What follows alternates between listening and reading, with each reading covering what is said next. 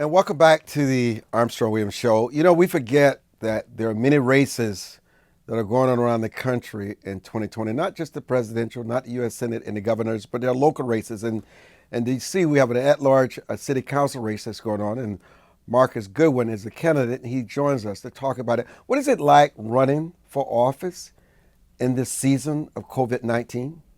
Thank you for having me again. It has turned a lot more digital. In DC, we have a stay-at-home order that's been enacted for an indefinite amount of time.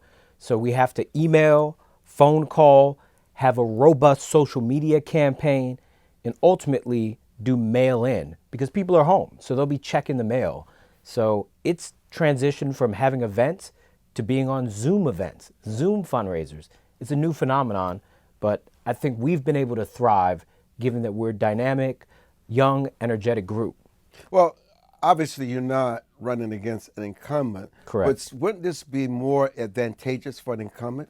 Absolutely. Because people are at home and unable to get out and meet new folks, it's hard to bridge the gap of familiarity, which is a big part of a candidate proving his electability or ability to touch the people and inspire confidence.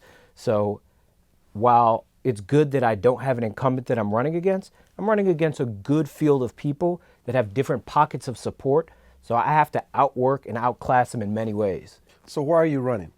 I'm running because our city has grown in terms of its wealth gap, and I want to ensure that we enact economic development policies that's inclusive.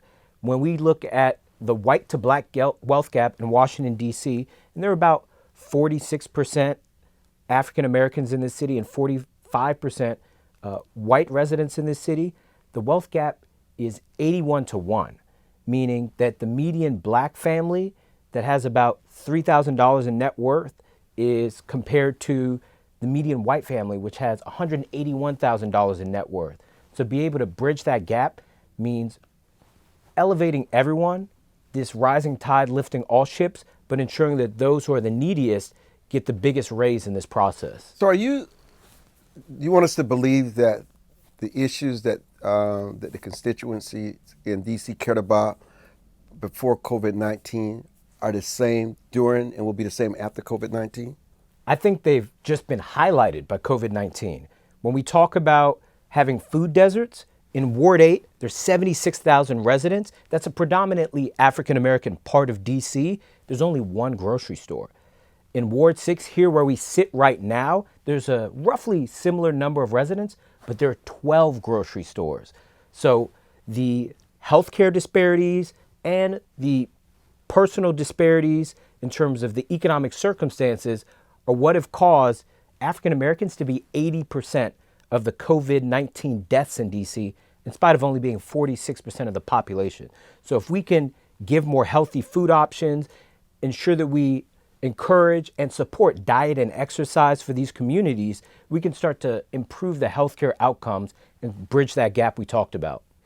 Marcus Goodwin, a candidate for City Council at large.